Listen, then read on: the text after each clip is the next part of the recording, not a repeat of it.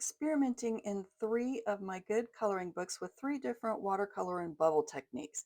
I'm starting off with a rough base layer. I'm trying to make it look a little bit textured, and then I'm using a mixture of dish soap, water, and watercolor to create the bubbles. I like the subtle pattern it's created, but I want to see if I can get a second darker layer. I'm experimenting to see if I can add a little watercolor to my brush and then to dab it onto the bubbles. I'm adding some masking fluid so the nameplate stays free of the mess I'm about to create. Here's the fun part. I'm using my Jane Davenport watercolors and painting it onto some pieces of cling wrap, some plastic wrap. And you'll see it kind of looks like the paint is disappearing and it sort of just disappears and it puddles and it looks like there's not very much on the wrap. But this is a very good example of less is truly more, and you'll see what I mean by that in just a moment.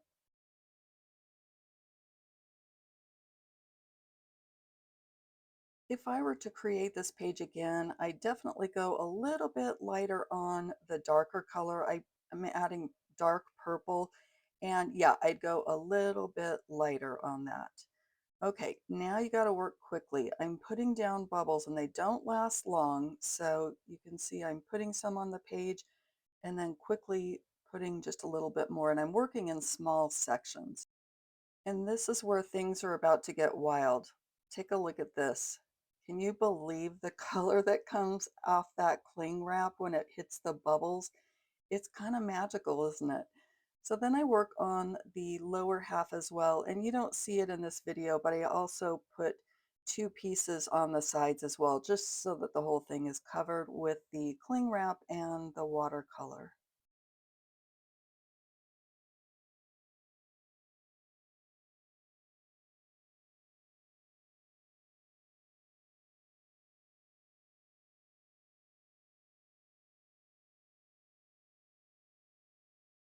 And going in with my eraser so that I can remove that masking fluid now that it's dried.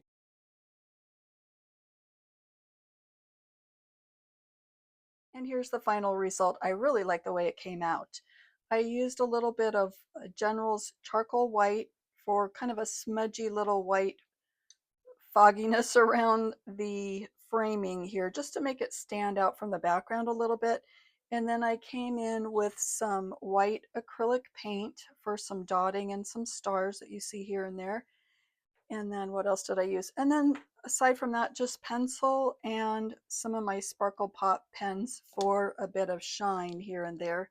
And a stencil for my name that I did with a black micron pen, and then I went over that with one of my Sparkle Pops. But I really love the way this came out. Yes, it was a messy process, but it loved being able to create something outside the box, something different than we normally see in coloring books, and I love it so much. So that's this. Let me show you the back side in case you're wondering. So yes, it did bleed through. Do I care? I really don't. This is a page I'm not interested in coloring, but even if I was, the beauty of the materials that we have at hand is that we can go over things and make them look cool. And honestly, this bit of aqua, I could easily transform that if I wanted to into an underwater scene and just color the rest of it. But I don't see myself coloring the hidden items. So that is my Lost Ocean page. And I love it. I can't wait to try this technique again. Prior to this, I painted a layer of satin glazing liquid. I did this to preserve the backside image, but also to see what effect I'd get from a slick surface. I paint a pretty wet layer of watercolor, then apply the bubbles, and then the plastic wrap, and then let it dry. And here is the reveal. And another bubble technique, way different than the other, but of course on this one I did the watercolor layer on the bottom, then the bubbles over it, and then the plastic wrap over that. And I also think this came out really good. Everything else is colored with pencil, and then the gold filigree kind of is some of my Sparkle Pop. This gold on the outside is acrylic paint, and I love it. And I love just sort of the organic feel of this page. Actually, let me hold it up a little closer so you can see those bubbles. I think, there's bubbles here and there, but mostly I think the way they sort of flattened in the drying process make them look almost like leaves. And I love that look for this. I otherwise didn't know what I was going to do for this background. I will definitely do this technique as well. I really loved it. Now this page has several different layers. I'm starting off with a metallic watercolor and just to see what it would do for my base layer here. And I'm purposely trying to scoop up some of those tiny little bubbles because I want sort of a frothy look. But what ends up happening is I learn from this whole thing and I figure out how to get the little froth and you'll see that in a moment. I end up switching from this great big bowl to a small little jelly jar, I guess, and it works a lot better. So I blow bubbles in that. Oh, this right here is after the whole layer has dried, and I really like the subtle look there. It would have been fine to leave it like that, but I really wanted to experiment a little bit more. So here's me stirring and stirring rapidly to get that froth. And then I'm just using sort of a little, oh, I can't think what that tool is, but you see what I'm using to be able to scoop the little frothy bubbles onto the page. And the other thing I learned is to use this round brush, but turn it on its side so that you're not poking and popping the bubbles. And that worked really well. So I'm using a couple different colors of watercolor. And then after that dries, I go in again with another layer of these frothy bubbles and I apply some gold, but I don't think I'm quite to that point yet. No, not yet. Here it's coming right up.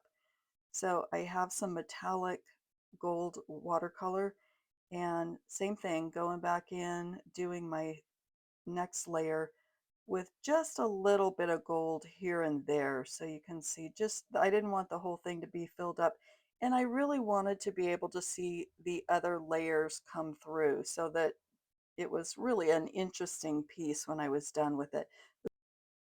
And here's my page from Atlantis. And I also love the way this one turned out. I used pencil to color everything in and then just a little bit of bronze Prismacolor pencil to get some of these brown areas. And it, of course, doesn't really show up as metallic, but it's the color that I wanted. And then I deepened that with different shades of brown and, of course, different shades of aqua as well. And I really like it.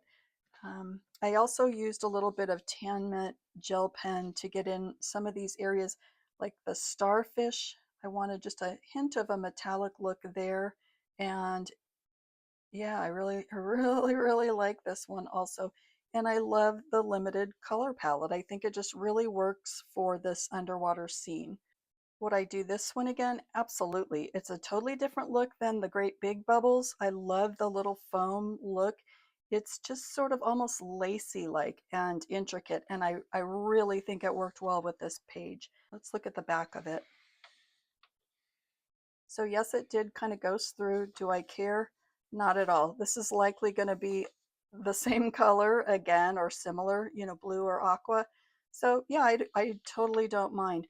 I could have also used the satin glazing on this before I used my watercolor, but I wasn't overly concerned about it. So, it's just one of those things. And it likely would have had a totally different effect. I don't know, but I love the way it came out. Thank you so much for joining me on today's video. I hope you enjoyed it as much as I did. And let me tell you, I really, really did. It was so much fun to be able to play and experiment and try all the things. And I learned some things along the way. So I look forward to doing more of this type of thing for you. And I will see you on my next video. Bye now.